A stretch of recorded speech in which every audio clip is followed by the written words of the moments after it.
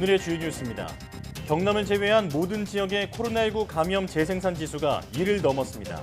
가정의 달을 맞아 각종 모임이 늘면서 가족이나 지인을 통한 감염 비율이 올라간 때문으로 분석됐습니다. 코로나19로 원격 수업이 늘면서 지난해 10대들의 인터넷 이용 시간이 10시간이나 늘고 10명 중 4명은 과도하게 스마트폰에 의존하는 것으로 나타났습니다. 청소년의 사망 원인으론 극단적 선택이 9년 연속 1위를 기록했습니다. 도쿄올림픽에 대한 부정적 여론이 확산하는 가운데 미 국무부가 일본에 대한 여행 금지를 권고했습니다. 일본 정부는 미국 선수단의 파견과는 관련이 없다며 서둘러 진화에 나섰습니다. 미국 뉴욕시가 9월부터 모든 공립학교의 등교 수업을 결정했습니다. 최근 코로나19 감염률이 급감하고 12세부터 화이자 백신을 맞을 수 있게 되면서 원격 수업 폐지로 선회했습니다. 급격한 기후변화로 올여름도 지난해처럼 이상기후가 발생할 가능성이 크다고 합니다. 특히 강력한 태풍과 홍수로 인한 피해가 커질 것이라는 분석도 나오고 있습니다. 날씨 학개론에서 집중 분석합니다.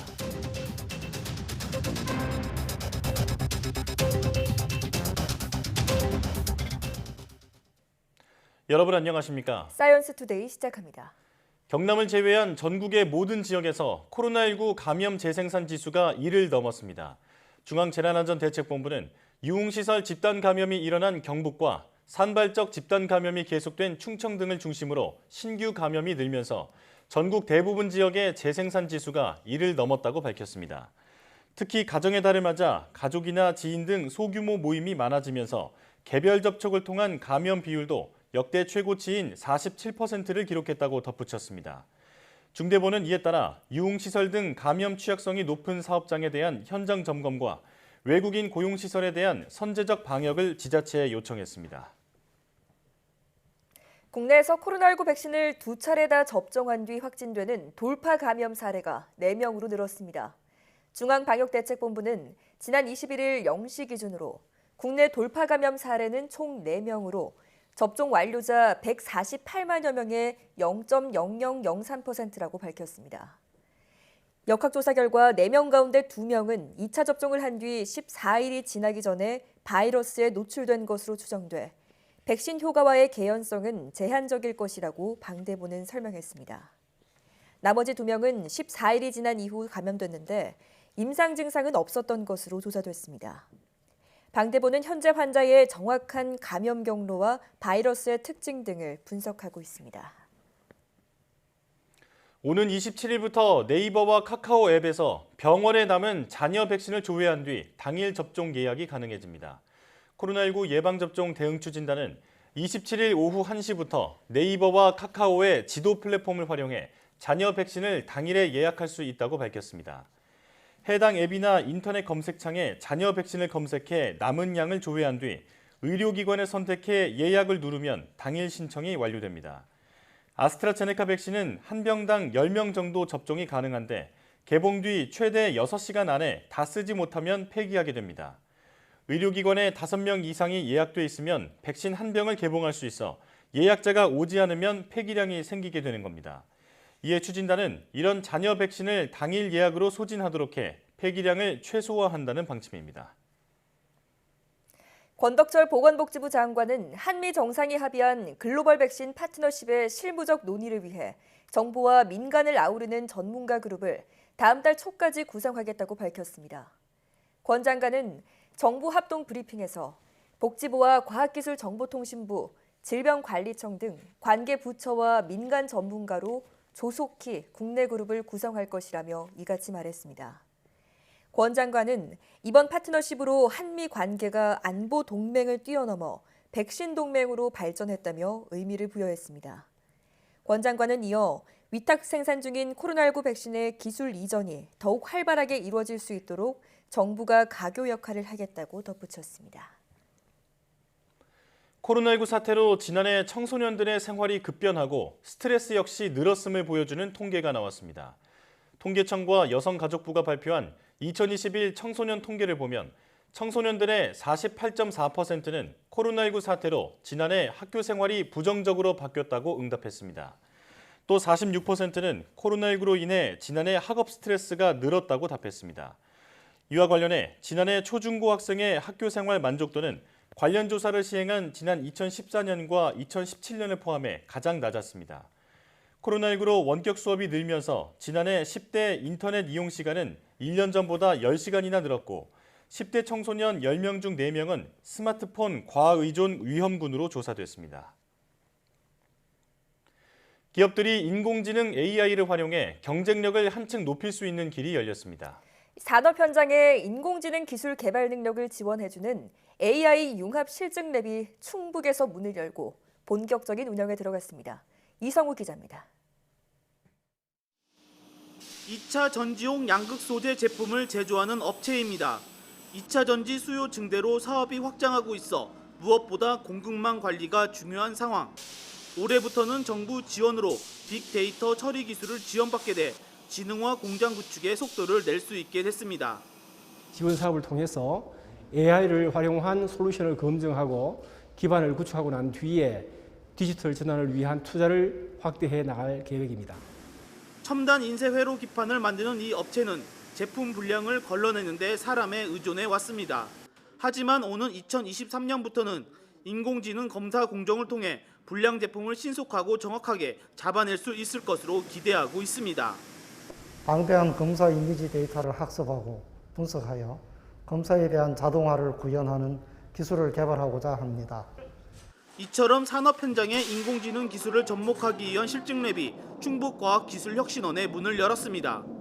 실증랩은 지역 기업에서 보유한 산업 데이터를 가공 학습해 인공지능 솔루션을 개발할 수 있는 시설과 장비를 제공하게 됩니다. 또 기업에서 제공하는 영업비밀 성격 데이터가 안전하게 수집 활용될 수 있도록 각종 보안 시스템도 설계 구현합니다. 이를 위해 충북 지역 특화 사업인 바이오헬스 스마트 IT 부품 분야 12개 기업이 참여했습니다. 바로 오늘 개소하는 실증랩이 지역 기업과 인공지능 기업들의 협업 공간이자 지역 혁신의 전초기지가 될 것으로 믿습니다. 인공지능 실증랩이 지역 기업들의 경쟁력을 한층 끌어올리는 효과를 거둘지 관심이 쏠리고 있습니다. YTN 이성우입니다. 올해 1분기 말 현재 가계신용 잔액은 1,765조 원으로 또다시 사상 최고를 기록했습니다. 이 수치는 전분기에 비해 37조 6천억 원이 증가한 것입니다. 증가폭은 전분기 45조 5천억 원에 비해서는 줄었으나 전년 동기의 증가분 11조 1천억 원에 비해서는 크게 확대됐습니다. 가계신용이란 가계가 은행이나 보험사, 대부업체 등에서 받은 대출에 결제 전 카드 사용 금액인 판매 신용까지 더한 포괄적 가계부채를 의미합니다. 1분기 가계신용 잔액의 전년 동기 대비 증가율은 9.5%로 2019년 4분기 이후 상승세가 지속되고 있습니다. 수출도 잘 되고 코로나19 백신 접종도 진행되면서 소비자들의 체감 경기가 5개월 연속 좋아지고 있는 것으로 나타났습니다.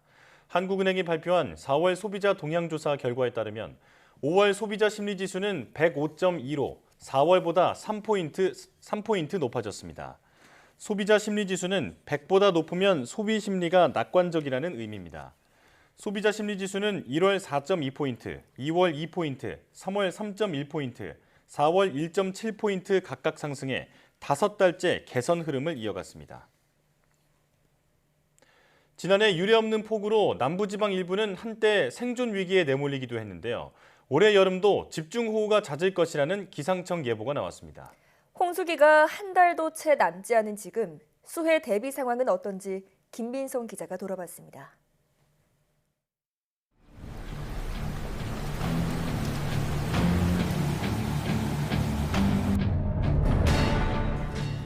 지난해 8월 7일부터 시작된 기록적인 폭우는 많은 걸 휩쓸어 갔습니다. 강하류 주민들은 살던 집과 그 안에 깃든 추억까지 모두 잃었습니다. 계절이 한 바퀴 돌아 다시 여름의 초입. 겉보기엔 일상을 되찾은 듯 보여도 속은 여전히 짓물러 있습니다. 다른 작물을 심어야 할 비닐하우스를 다시 세우지 못해 별 수 없이 모를 심는 사람도 적지 않습니다.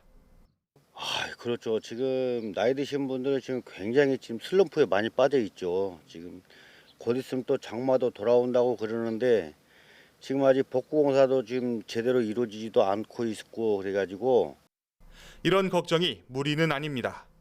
다음 달 21일부터 홍수기인데 대비 태세를 끝마치지 못한 흔적이 마을 곳곳에 심심찮게 보입니다.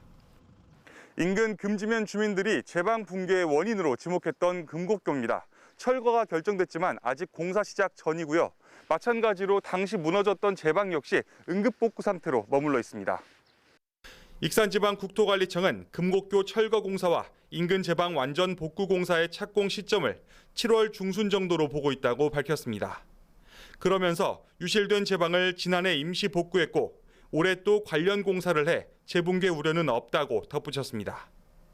대비 작업이 거북이 걸음을 이어가는 와중에 지난해 수해 원인마저 홍수기 시작 전후에나 나올 전망입니다. 환경부와 국토부, 그다음에 행정안전부에서 진행하고 있는 용역 결과가 발주처의 의견에 따라서 결정되지 않고 수해 피해자들과 주민들이 납득할 수 있는 그런 결과가 나왔으면 좋겠습니다. 올여름 강수량이 예년과 비슷하거나 조금 많을 거라는 기상청의 예보. 같은 악몽이 반복되지는 않을지 우려가 적지 않습니다. YTN 김민성입니다. 중국발 황사 등의 영향으로 지난 겨울 기상 조건 등이 나빴는데도 초미세먼지의 평균 농도와 좋음 일수 등이 나아진 것으로 나타났습니다. 환경부는 제2차 미세먼지 계절관리제 종합 분석 결과 발표에서 지난해 12월부터 올해 3월까지 진행한 계절관리제 시행기간 초미세먼지 전국 평균 농도는 24.3 마이크로그램이었으며 좋음 일수는 35일, 나쁨 일수는 20일로 집계됐다고 밝혔습니다. 이런 초미세먼지 농도는 최근 3년 평균 29.1 마이크로그램보다 16% 정도 개선된 것입니다. 또 나쁨을 기록한 일수도 지난해 1차 계절관리제 시행 때보다 나흘 줄었고 좋음 일수 역시 열흘 늘어났습니다.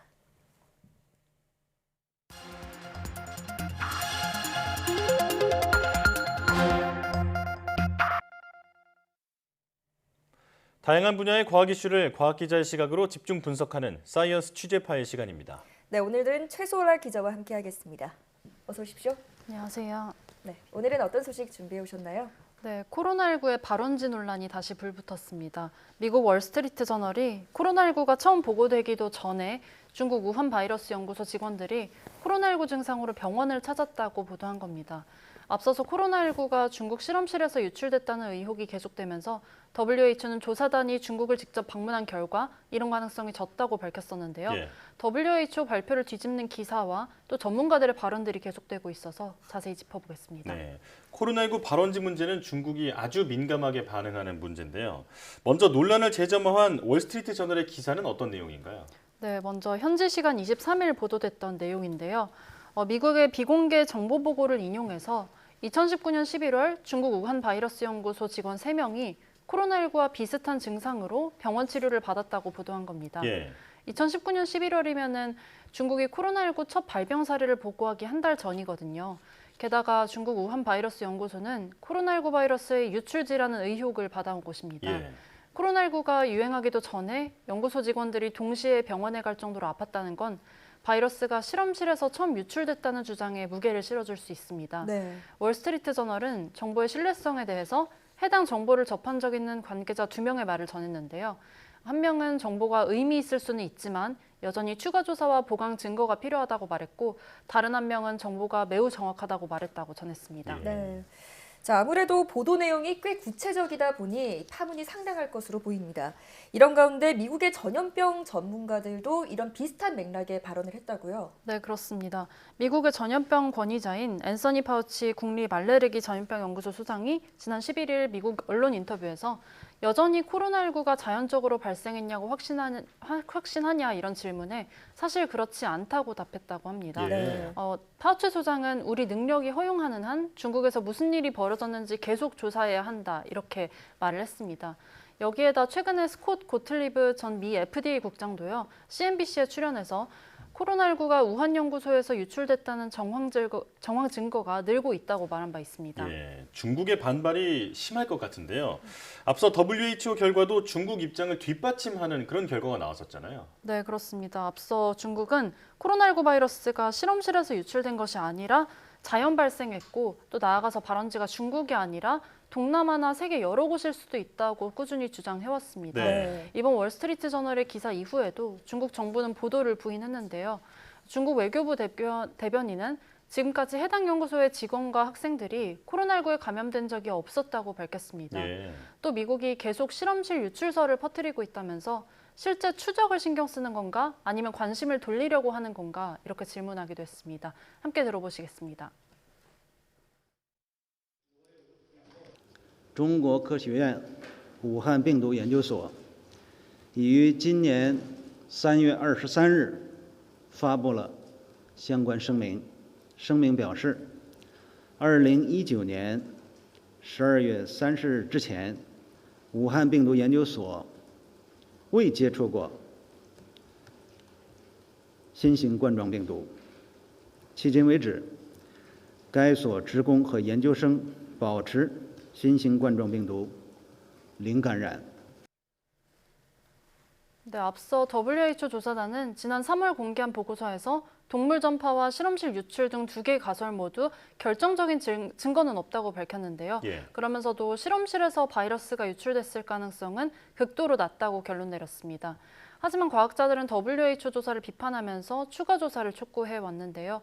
지난 14일에도 전 세계 과학자 18명이 과학저널 사이언스에 자료가 충분히 확보될 때까지 모든 가설을 검증해야 한다고 기고한 적이 있습니다. 예. 조사가 독립적으로 진행돼야 하고 또 이해 갈등의 영향을 최소화해야 한다면서 WHO의 조사 방식을 비판하기도 했습니다. 네.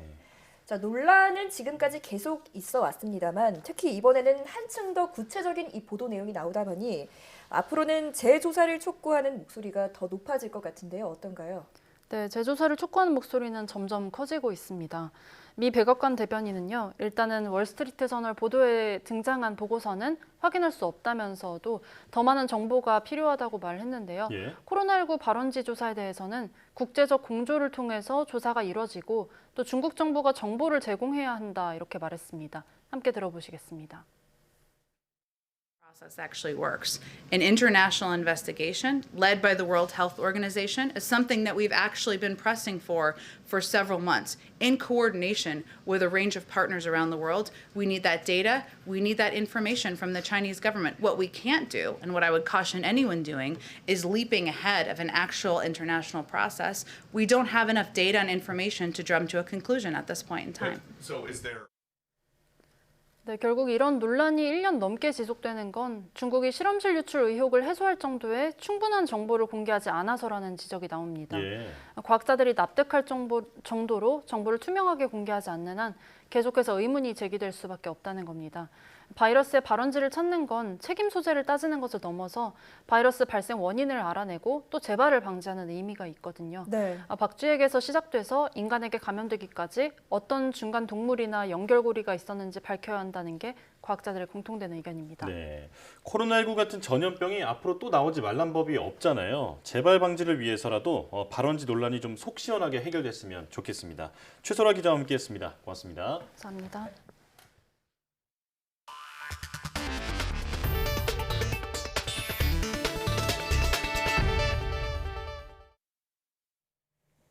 미국 최대 도시인 뉴욕시가 가을 학기부터 모든 공립학교에서 원격 수업을 폐지하기로 했습니다. 이에 따라 뉴욕시에 거주하는 학생들은 9월부터 전원 등교해서 수업을 들어야 합니다. 김원배 기자가 보도합니다. 빌 드 블라지오 뉴욕시장은 현지 시각 24일 MSNBC 방송에 출연해 올해 가을 학기부터 공립학교에서 원격 수업을 폐지하겠다는 입장을 밝혔습니다. 현재 뉴욕시에 거주하는 학생 100만 명 가운데 60만 명이 원격 수업을 듣고 있습니다. So I'm very pleased to announce New York City public schools will fully reopen in September. Every single child will be back in the classroom. I have talked to so many parents who have been wanting to hear this confirmed, and I am confirming it. 드 블라지오 시장은 가을 학기에 일부 원격 수업이 필요하다는 입장이었으나 최근 코로나19 감염률이 급감하고 12살부터 화이자 백신을 맞을 수 있게 되면서 입장을 선회했다고 뉴욕타임스는 전했습니다. 드블라지오 시장은 갈수록 더 많은 아이가 백신을 접종하고 있고 어디서든 백신을 맞을 수 있게 됐다면서 바로 지금 학교를 완전히 열 때가 됐다고 말했습니다. 이에 따라 뉴욕시에 거주하는 학생들은 가을 학기가 시작하는 9월 13일부터는 전원 등교의 수업을 들어야 하며 교사들도 학교로 전원 출근하게 됩니다. 가을 학기부터 원격 수업을 폐지한 미국의 대도시는 뉴욕시가 처음이라고 뉴욕타임스는 전했습니다. 미국 최대 도시인 뉴욕시의 전원 등교 방침은 완전 정상화를 향한 커다란 발걸음이자 경제 회복으로 가는 결정적인 조치라고 블룸버그 통신은 평가했습니다. YTN 김원배입니다. 코로나19 백신이 미국 경제 회복의 주된 원동력이 되고 있다는 통념이 현재로서는 틀린 것으로 보인다는 분석 결과가 나왔습니다. 월스트리트 저널은 현지 시각 24일 백신 접종자보다 오히려 미접종자가 대면 경제 활동과 소비를 더 빠른 속도로 늘린다고 보도했습니다. 시장조사 업체 카디파이가 지난달 모바일 리워즈 플랫폼인 드롭 이용자 1,600명의 신용 현금카드 사용 내역을 분석한 결과 백신을 맞을 계획이 없다고 답한 소비자들이 엔터테인먼트 관련 장소에서의 지출을 지난해 1월보다 20% 늘린 것으로 집계됐습니다. 최소 1회 이상 백신을 접종한 이용자들의 엔터테인먼트 현장 지출은 같은 기간 10% 증가하는 데 그쳤습니다. 미국 제약사 화이자가 코로나19 백신의 부스터샷, 즉 추가 접종에 대한 임상시험을 시작했다고 CNN 방송과 로이터 통신이 보도했습니다. 화이자는 현지 시각 24일 자사의 코로나19 백신 3차 접종분과 폐렴구균 백신 후보를 동시에 맞는 임상시험에 참여한 참가자들에게 주사를 접종했다고 밝혔습니다.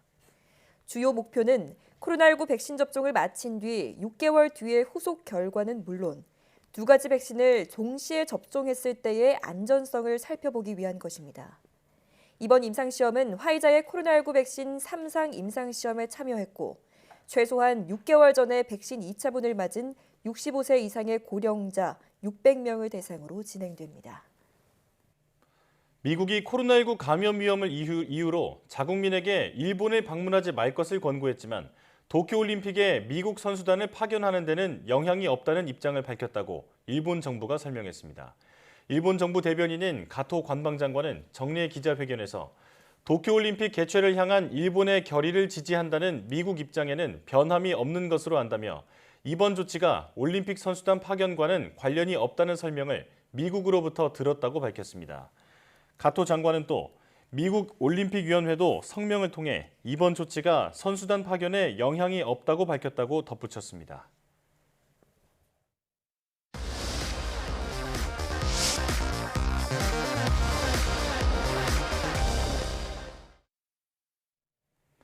흙을 빚어 그릇이나 예술품을 만드는 도예는 최근 취미 생활로도 주목받고 있는데요. 물레를 돌리는 과정부터 유약을 발라 다양한 색을 만들어내는 것까지 도예 속에는 많은 과학적 원리가 숨어 있다고 합니다. 네, 오늘 사이언스 앤 라이프에서는 흙과 불이 빚어낸 예술, 도자기의 매력과 그 속에 숨어 있는 과학에 대해 알아보겠습니다. 화면으로 함께 보시죠.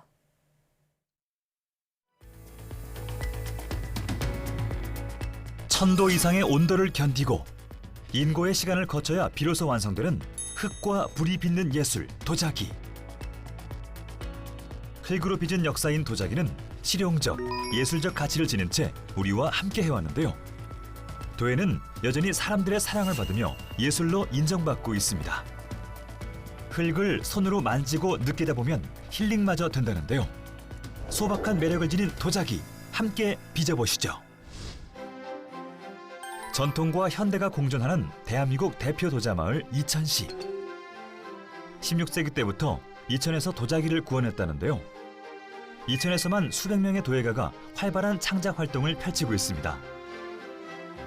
도예가들이 각자의 개성을 살린 도자기를 만들다 보니 어디에서나 다양한 도자기를 만나볼 수 있습니다. 그 중에서도 가장 흔히 볼 수 있는 건 우리 전통 도자기인 옹기입니다. 투박해 보이는 외형과 달리 실용성이 높아 인기랍니다.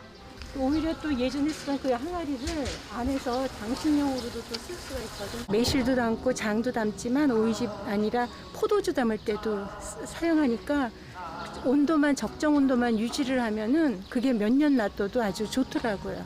항아리는 그 숨을 쉰다고 그러더라고요. 그래서 장을 담글 때도 숙성도 잘 되고 그래서 그런 점이 매력으로 알고 있습니다. 항아리라 불리는 옹기는 옛날부터 오래 보관해야 하는 음식이나 발효 음식을 보관할 때 주로 사용했습니다. 옹기가 숨을 쉬기 때문이라는데 과연 그게 사실일까요? 옹기 구성 성분 중 규석이라든지 아니면 알루미나 그런 두꺼운 알갱이들이 서로 완벽하게 결합하지 않고 느슨하게 결합을 하게 됩니다. 공기는 통하게 하고요. 수분은 막고 물도 액체도 배출하지를 않습니다. 이것은 고어텍스와 같은 원리라고 생각할 수 있습니다. 그런 면에서 숨을 쉬는 옹기는 발효 식품이 숨을 쉬면서 발효를 하고 오랜 기간 저장하는 데 도움을 줄 수 있다고 생각을 합니다. 옹기의 구멍은 빗방울의 2000분의 1 크기 정도로 작습니다. 이 미세한 구멍은 빗물은 막아주고 산소는 원활하게 공급해주죠. 또 발효되면서 생긴 나쁜 가스는 배출합니다. 이천에 오면 누구나 도예를 배우고 즐길 수 있는데요. 은퇴 후 무료한 생활을 보내던 김수동 씨. 도예를 시작하면서 활기도 되찾아 즐거운 인생 2막을 보내고 있습니다. 이 물레에 이렇게 집중을 하게 되면은 모든 거 이렇게 골치 아프다든가 이런 것들을 다 잊어버릴 수 있는 그 순간이 와요. 집중이 돼야 되기 때문에. 작업이 끝났을 때는 성취감 이런 것도 함께 느끼게 되는 거죠. 뒤늦게 시작한 도전이지만 열정만큼은 누구보다 뒤지지 않는다는데요. 오늘은 어떤 작품 해보실래요? 네, 오늘은 그 작은 그 사발개통의 모양으로다가 만들어 보겠습니다. 백자가 좀 많이 섞여서 점도 좀 들어있는 심심하지 않은 그런 흙으로 하시는 게 좋겠네요. 도자기 빚기의 첫걸음. 흙을 고르는 것부터 시작됩니다. 기본적으로 한 15가지 이상이 되는 것 같아요. 흙이 조합하는 데에 따라서 색깔도 다르게 나오고 용도에도 또 다르게 쓰임이 있죠. 도자기용 점토는 성분에 따라 색도 용도도 다른데요. 철이 많이 들어있으면 붉은 빛을 띱니다. 다양한 무기물이 많을수록 검은색을 띠고요.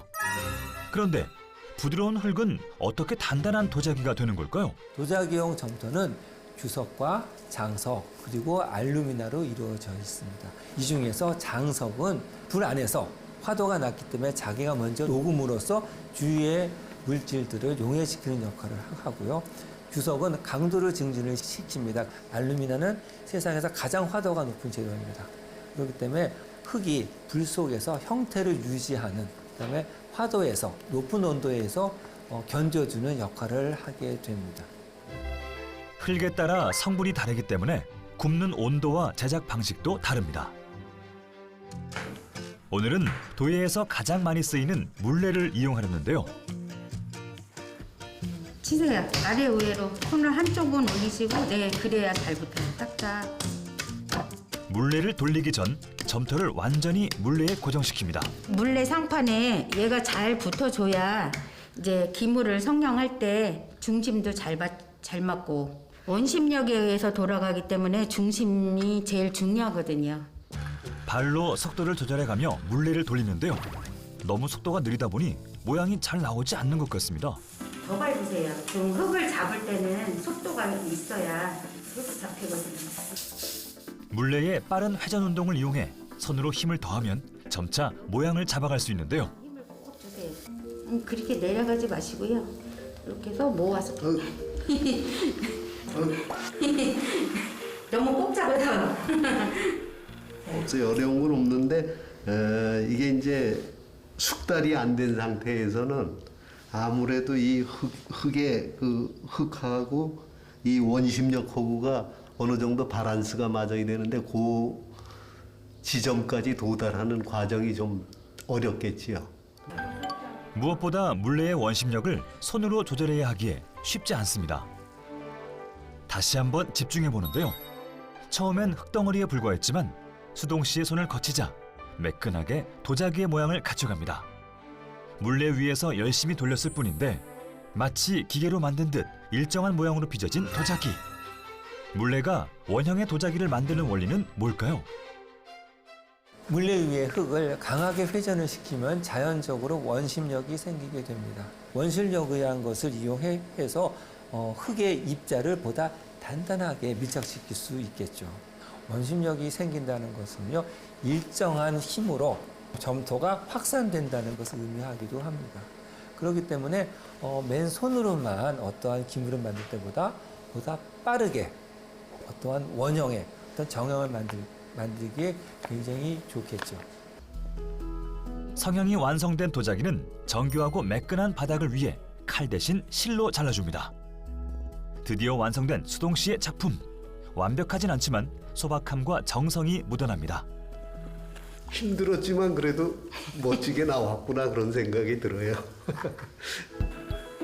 잘 만들어진 도자기들은 가마가 아닌 선반 위로 옮겨지는데요. 일주일 동안 햇빛도 보지 않고 서늘한 그늘에서 말려줘야 한답니다.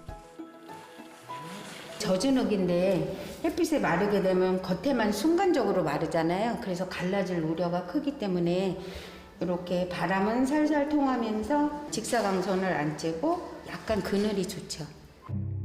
수분을 빼야 구웠을 때 더 단단해집니다. 완벽하게 마른 도자기들은 1차로 900도 정도의 낮은 온도에서 구워냅니다. 초벌 구이를 하지 않고 유약을 바르면 미세한 구멍에 수분이 들어가 금이 가거나 쉽게 깨집니다. 8시간의 기다림 끝에 모습을 드러낸 도자기. 붉은 빛깔로 변했는데요. 자, 이거는 한 900도 정도면요. 이렇게 손톱으로 해도 약간 긁히긴 하지만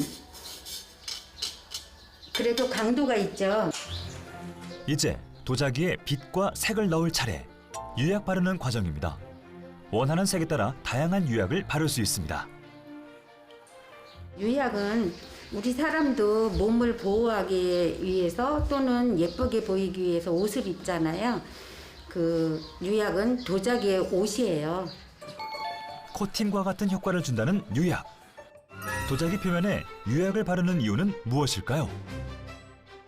유약의 성분도 기본적으로는 흙의 성분과 같습니다.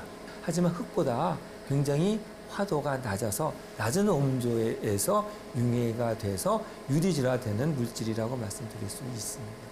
유약에 산화물을 첨가함으로써 다양한 색깔의 결과물을 만들 수 있고요. 표면이 매끄럽다는 거는요, 이물질이 침투할 수 없다는 얘기입니다. 그리고 또한 세균이 번식하기에 아주 어렵습니다. 그래서 위생적으로 아주 좋은 결과물을 만들 수 있습니다. 유약 바르기는 세계적으로도 수천 년 동안 이어진 도예 방법인데요. 보존성도 높여줘 오래된 도자기가 손상 없이 발굴되는 이유도 유약 덕분이죠. 유약이 마르면 마지막으로 한 번 더 구워줍니다. 2차로 구울 땐 가만의 산소 조절과 온도를 1200도 이상으로 높이는 게 중요합니다. 12시간의 기다림 끝에 드디어 모습을 드러낸 도자기. 빛이 나면서 더욱 견고해진 것 같은데요. 고온에서 잘 구워진 도자기는 금속만큼 단단해진다고 합니다. 그런데 굽기 전과 색이 많이 달라진 것 같은데요.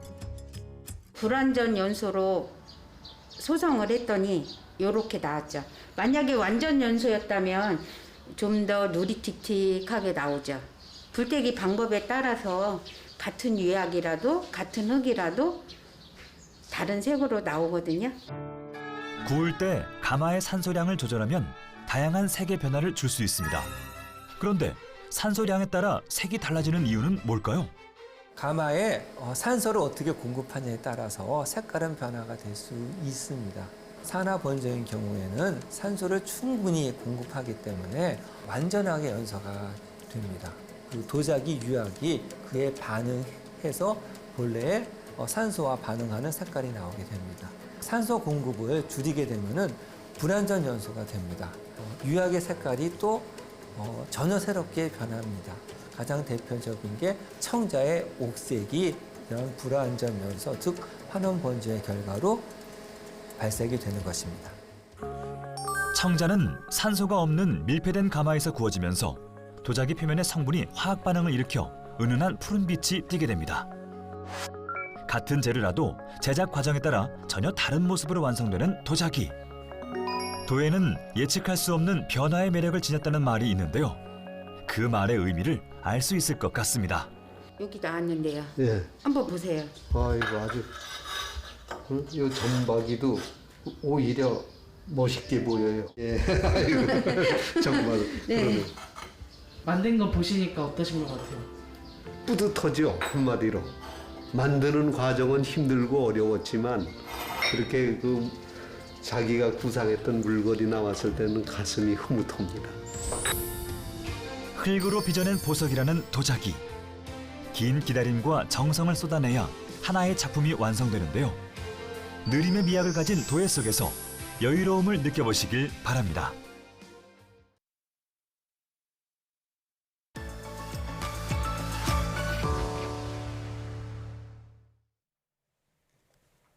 지난해 여름은 역대 최장기간 장마와 연속 태풍, 무더위가 찾아와 기후변화의 심각성이 그대로 드러나는데요. 올여름도 작년처럼 이상기후 발생 가능성이 높다고 합니다. 게다가 앞으로는 기후변화가 강력한 태풍을 더 많이 만들고 또 이로 인한 홍수 피해 또한 커질 거란 전망이 나왔습니다. 오늘 날씨학 개론에서 이와 관련한 이야기 자세히 나눠보겠습니다. KB에더 반기성 센터장님과 함께합니다. 어서 오십시오. 네, 안녕하세요. 네. 지난해 여름 무려 2달 가까이 장마가 이어지면서 홍수 피해가 많이 났죠. 산사태도 나고 했었는데, 자, 그런데 우리나라뿐 아니라 다른 나라도 이 홍수 피해를 많이 봤다고요? 아, 네, 그렇습니다. 작년이죠. 2020년 같은 경우 역대 가장 따뜻한 3년 중 한 해였습니다. 예. 특히 기후변화로 인해서 아시아 지역에서는 아주 홍수 피해가 많았는데요. 인도네시아, 방글라데시에서는 뭐 대규모 홍수가 발생을 했었고요. 네. 우리나라도 작년에 여름 최대 또 최장 기간 장마를 기록한 바가 있고요. 네. 중남미에서는 지난 6월에서 11월 사이 허리케인이 역대 가장 많은 30개나 발생을 했습니다. 예. 특히 작년 11월에 발생했던 허리케인 요타로 인해서 홍수, 산사태 피해로 과테말라, 온두라스, 엘살바도르 등 중미 지역에서만 200명이 숨지고 50만 명의 수재민이 발생하게 됐죠. 예. 기후변화로 인한 홍수 피해는 올해도 이어졌습니다. 국제 적십자에 의하면은 지난 6개월 동안 1,030만 명의 수재민이 전 세계에서 발생을 했는데요. 네. 이 같은 것은 작년 같은 기간 전쟁이나 지역 분쟁으로 발생한 이재민 수의 약 4배에 해당하는 수준입니다. 네. 이처럼 홍수로 인한 많은 피해가 발생하는 가장 큰 이유는 기후변화 때문이죠. 네, 홍수로 인한 수재민의 수가 이재민의 수보다 4배가 더 많았다라는 사실이 좀 놀라운데요. 그런데 이렇게 기후변화로 인해서 앞으로 열대성 저기압, 그러니까 태풍이나 허리케인의 위력이 더 강해질 거라고요. 아, 네, 그렇습니다. 미국의 국립해양대기국, 대기청이라고도 부르는데 예. 여기를 포함한 국제공동연구진이 발표한 연구 결과를 보면은 기후변화로 인해서 열대성 저기압 이력이 더 커질 것으로 전망을 했어요. 예. 제가 여기서 말씀드린 열대성 저기압이라고 하는 것은 허리케인이나 태풍을 말하는 겁니다. 네. 연구진은 90개 이상의 기존 기후변화 논문을 조사를 하면서 인간의 활동과 어떤 이런 열대성 저기압 사이의 영향을 평가를 했는데요. 기후변화로 인해서 지구 기온이 2도 올라가게 되면 열대성 저기압의 최대 풍속이 약 5% 더 강해지고 강우율은 14%나 더 늘어난다고 예측을 했습니다. 예. 사실 1980년대 이 열대성 저기압의 강도는 계속 커졌죠. 특히 북대서양에서 강력한 폭풍이 발생한 경우가 상당히 많아졌는데요. 하지만 이제 우리나라라든가 일본, 호주 등에 있는 북태평양에서는 그런 현상이 그동안은 별로 없었습니다. 예. 이 때문에 열대성 저기압이 더 세지는 게 단순히 기후변화가 아니다. 이런 주장도 있긴 있었습니다. 네. 하지만 기후 모델을 이용한 예측을 본다면 앞으로 수십 년 안에 지구온난화는 더욱더 심해지고 이에 따라서 전 세계적으로 강도가 센 열대성 저기압 발생 비율이 높아진다는 것이 이번에 밝혀진 것이죠. 예. 네. 자, 그렇다면 강력한 열대성 저기압이 발생할 확률은 얼마나 더 높아질까요? 이와 관련해서 작년이죠. 기초과학연구단의 기초물리 연구단에서 기후물리연구단이요, 죄송합니다. 네. 연구 결과를 발표한 바가 있죠. 기후물리연구단은 대기 중 이산화탄소 농도가 현재 기후 대비 2배가 늘어난다면 태풍의 총 발생 수는 줄어들지만 한번 발생한다면 3등급 이상의 강력한 태풍이 발생할 확률이 50%가 증가할 것으로 분석을 했습니다. 네. 허리케인 총 5등급으로 분류가 됩니다. 이 중에서 3등급이라는 건 중간 단계가 되는데 평균 풍속 시속 178km에서 209km 사이 강풍이 불 경우입니다. 예. 근데 우리나라는 아직까지도 3등급 태풍이 불어온 적은 없습니다. 아, 그래요? 작년에 이제 기상청에서 새로 신설된 초강력 태풍이 시속 195km 이상이니까 허리케인 3등급 우리나라 태풍 기준으로 본다면 매우 강함 끝에서 초강력 태풍 사이가 된다고 보시면 예. 되겠습니다. 그리고 이제 지난 20년간 진행된 기후물리연구단의 규모형 시뮬레이션 연구를 보면 주로 약 100km 이상 격자 간격의 큰 저해상도 기후모형을 이용해 왔었는데요. 네. 그러다 보니까 열대 저기압 같은 작은 규모의 대기와 해양 간 상호작용이 상세히 시뮬레이션 되지 않았거든요. 네. 그러다 보니까 불확실성이 상당히 크다는 한계가 있었습니다. 그래서 이제 기후물리연구단은 기초과학 연구소가 가진 슈퍼컴퓨터 RLF를 이용을 해서 대기와 해양을 각각 25km, 10km의 격자 크기로 굉장히 작게 나눈 것이죠. 예. 초고해상도 기후모형이라고 얘기를 하는데 이걸 이용을 했습니다. 이것은 지금까지 전 세계에서 수행된 미래 기후변화 시뮬레이션 연구 중 격자 간격의 가장 조밀한 결과로 예. 생성된 데이터는 1TB 하드디스크 2000개에 달하는 용량이라고 해요. 네. 대기 중에서 이산화탄소 농도가 2배가 늘어나면 적도 및 아열대 지역에서의 대기 상층이 하층보다 더욱 빠르게 가열됩니다. 그러면 기존에 있던 대규모 상승 기류의 헤들리 순환이 약화돼 버려요. 예. 이로 인해서 열대 지역에 있는 열대성 저기압 빈도가 그러니까 발생하는 빈도가 감소하게 됩니다. 예. 네. 하지만 대기 중 수증기 또 에너지는 계속 증가하기 때문에 태풍이 한번 발생한다면 3등급 이상의 강한 태풍으로 발달할 가능성이 약 50% 이상 높아지게 되는 것이죠. 하지만 이산화탄소가 현재보다 4배 정도 증가한다면 강력한 열대 저기압 발생 빈도가 이산화탄소 농도를 2배 증가시킨 시뮬레이션에 비해서 더 늘어나진 않았는데요. 네. 열대 저기압이 한 강수량은 계속 늘어나면서 현재 기후 대비 약 35% 정도 증가하는 것으로 예측이 됐습니다. 네.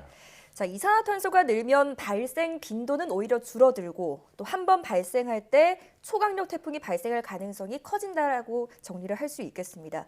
자, 아무래도 열대성 저기압의 강도가 세지면 대형 홍수가 발생할 가능성 또한 같이 커질까요? 그렇습니다. 열대성 저기압이 강해지게 된다면 아무래도 일부 지역에서는 공기 흐름이 더 느리게 움직이거든요. 그러다 보면 국지성 호우가 쏟아질 가능성이 높고요. 네. 또 큰 홍수를 일으킬 가능성이 더 커집니다. 또한 평균 기온이 올라와 따뜻해지면 대기 중에 습도가 증가하거든요. 그럼 폭우는 더욱더 심해질 수밖에 없죠. 여기에 이제 따뜻한 기온으로 해수면이 상승하는 상황에서 간폭풍우가 불게 된다면 해안 지역의 침수를 더욱 악화시킵니다. 예. 대표적인 사례가 지난 2017년 8월에 미국 텍사스주를 강타했던 허리케인 하비입니다. 예. 하비는 근 일주일 동안 텍사스주의 연간 강수량과 맞먹는 물폭탄을 쏟아부었는데요. 미국 로렌스 버클리 국립연구소는 지구 온난화로 인해서 하비의 강수량이 최대 38%까지 늘어났다라고 이렇게 추산을 했습니다. 예. 자, 열대성 저기압을 쉽게 말하면 태풍인데 대개 육지에 상륙하면 세력이 약해지면서 소멸하기 마련이잖아요. 네네. 자, 그런데 이렇게 기후 변화로 인해서 세력이 더 강해지면 소멸 시기도 더 늦춰지게 되나요? 네, 그렇습니다. 열대성 저기압 같은 경우는 적도 해양 부근 여기서 발달해서 중위도 지역까지 올라오는 폭풍을 얘기를 하는데요. 네. 북태평양에서는 태풍, 북대서양에서는 허리케인, 인도양에서는 사이클론, 오세아니아에서는 윌리라고 부르고 있는데요. 예. 원래 이 열대성 저기압은 육지에 상륙을 하면 마찰 등에서 급격하게 세력이 약해집니다. 따라서 하루 이틀이면 소멸하는데요. 예. 문제는 지구온난화로 인해서 육지로 상륙한 열대성 저기압이 더 오랫동안 세력을 유지하면서 피해를 키운다는 겁니다. 예. 실제로 일본 연구진의 이 사실이 밝혀졌는데요.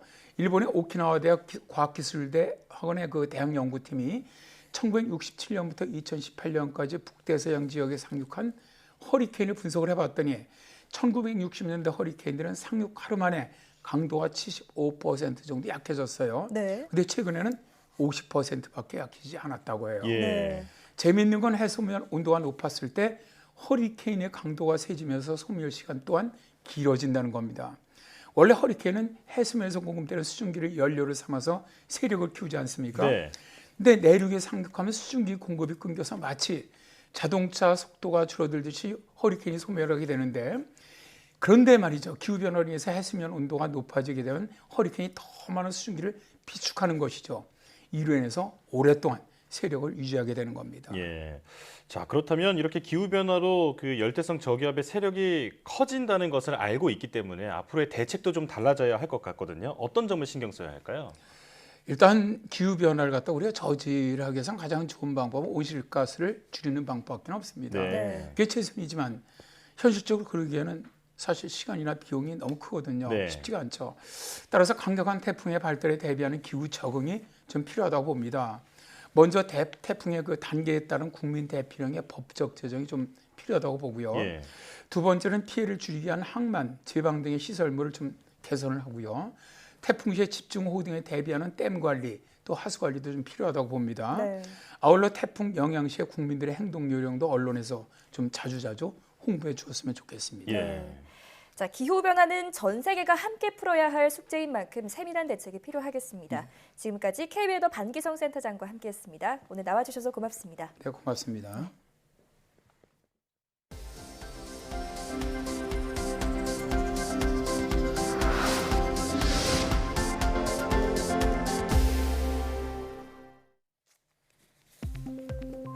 국내 연구진이 이산화탄소를 석유화학 원료인 나프타로 전환하는 기술을 개발했습니다. 한국화학연구원은 비교적 낮은 온도에서 철과 코발트로 만든 촉매와 이산화탄소를 반응시켜 나프타를 효율적으로 생산하는 기술을 개발했다고 밝혔습니다. 연구팀은 새로 개발한 방식을 활용하면 에너지를 절약하는 것은 물론 이산화탄소 저감 효과도 얻을 수 있을 것으로 기대했습니다. 국내 연구진이 제작 과정과 비용을 획기적으로 줄인 차세대 LED 디스플레이 기술을 개발했습니다. 한국전자통신연구원은 신소재 필름을 활용한 마이크로 LED 디스플레이 기술을 개발해 제작 시간은 10분의 1로, 소재 비용은 100분의 1로 줄이는 데 성공했다고 밝혔습니다. 마이크로 LED 디스플레이는 LCD나 OLED 디스플레이보다 발광 효율이 높아 차세대 디스플레이로 주목받고 있지만 제작 기간이 길고 소재도 전량 수입해야 하는 한계가 있었습니다. 난청을 일으키는 새로운 유전자 돌연변이가 발견됐습니다. 기초과학연구원 이창준 단장과 분당 서울대병원 최병윤 교수 등 공동연구팀은 난청의 일종인 청각신경병증을 가진 환자들에게서 공통으로 발견되는 달팽이관 내 돌연변이를 확인했다고 밝혔습니다. 연구팀은 돌연변이가 생긴 생쥐를 관찰한 결과 달팽이관 세포 사이 물질 이동이 원활하지 않아 난청이 유발됐다고 설명했습니다. 우리나라의 인공지능 발명 특허 출원 규모는 세계 4위 수준인 것으로 나타났습니다. 정보 분석 기업 클래리베이트와 카이스트 연구팀은 2010년에서 2019년 세계 주요 10개국이 출원한 14만여 건의 AI 기술 특허 등을 분석한 결과 중국이 9만여 건을 출원해 1위를 차지했고 미국과 일본에 이어 한국이 6천여 건으로 4위를 차지했다고 밝혔습니다. 다만 특허가 인용된 빈도를 기준으로 특허의 질적 수준을 평가한 결과 인용 횟수가 상위 10%인 특허의 비율은 미국과 캐나다가 각각 43%와 약 26%로 1, 2위를 다퉜고 우리나라는 8%에 불과했다고 말했습니다.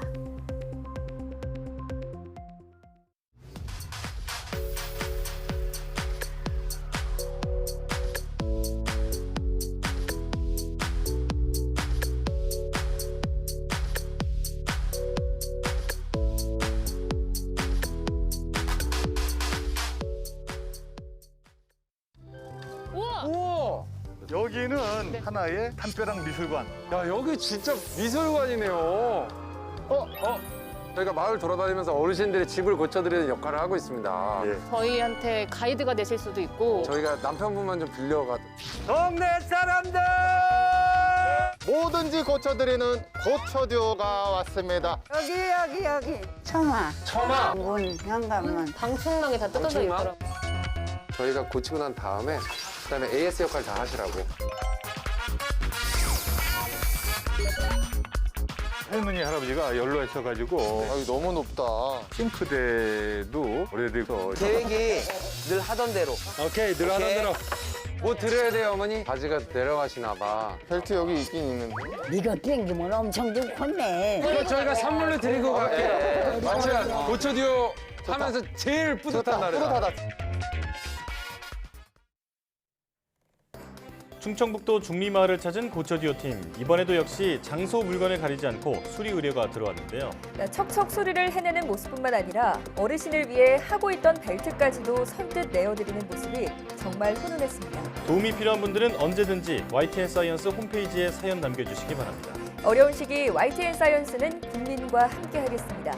시청해주신 여러분 고맙습니다.